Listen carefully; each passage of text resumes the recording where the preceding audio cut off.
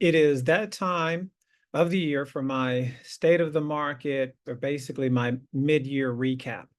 I want to go over where we find ourselves just over halfway through the year. We do have a couple of good points, good things happening here locally. I mean, Texas is still the number one relocation destination in the entire country, and I think Dallas is still number two behind Austin, but Texas is smoking hot. Um, Dallas, Dallas ranks number four nationally among cities for business startups, which is a positive thing. That's why so many companies are coming here. Frisco ranks as Texas' most affordable city for remote workers, and we've got so many that again are working from home that have these flex schedules, these hybrid schedules. And it's interesting to think that Frisco, of all places, is ranked as Texas' most affordable. Salina is the fastest growing city in the entire United States, and I just closed a family there last week, which is fantastic. What we found is our spring landscape, it's just taken longer to bloom, which is a bit surprising, but we're expecting a huge push here in the fourth quarter with a few things um, supporting that. One, we've got 31% of all transactions now first-time home buyers. And that number has softened slightly, but is still extremely healthy. What we are finding is that the average first-time home purchaser now, the age continues to creep up. So we're well over 30. And I think that number now is creeping toward 34, 35 years of age, and they're purchasing their first home. But that is expected to continue. Not the age, but the percentage of first timers now jumping into the market. We've got over 45 million millennials here in the US that are finally now starting to make a move to either rent or purchase. They've gotten off mom and dad's couch. That segment of the market, they've been really more into experiences than planning routes. We're now finding that they're settling down and purchasing, which is, again, we've got some good things on the horizon there. The How do I say? Let's see. The inventories here in Texas have inched up significantly. We've got over 125,000 active listings on the market currently, and that's up 41% from 2023. Let's see. The market is still soft, and yet prices are still up. I'm expecting that for the remainder of 2024, we're going to settle in this year and see between a 3 and 4% appreciation gain for the remainder of 2024. Next year in 2025, I'm expecting, along with so many so-called experts, to see our appreciation gains jump from, say, 5 to 7%. You can expect that in that range. You can also expect that our interest rates will fall. The Fed, they're meeting at the end of July and then on September 17th. And we're expecting to see some small rate cuts, not significant, but small, at least moving in the right direction. And I'll tell you, in 2026, we're expecting almost double-digit appreciation gain. So that being said, if you know somebody who's looking to do something, you don't want them to miss out.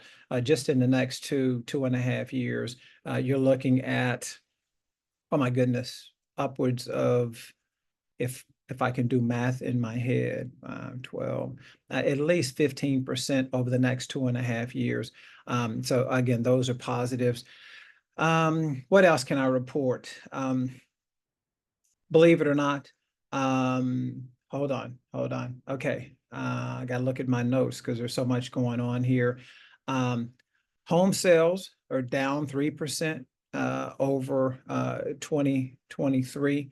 And yet, let's see, the days on the market, they've crept up in almost every market that I serve. Not significant, but it does take longer now to get a home sold. That's just the way it is. Believe it or not, the $1 million market is faring very well. Matter of fact, better than expected. So that's a bit surprising. what else do I have here? Oh, the months of inventory has also creeped up. It's gone from about 3 months in 2023 to about 4.5 months of inventory now, and that's an 8-year high. So again, there are more options. There are more options out there for buyers. That also is leading to the increased days on the market because buyers just have way more to choose from now. So, and can be a bit more discriminating. What else do I have here? Let's see. I know I told you 31% of all buyers right now are first timers.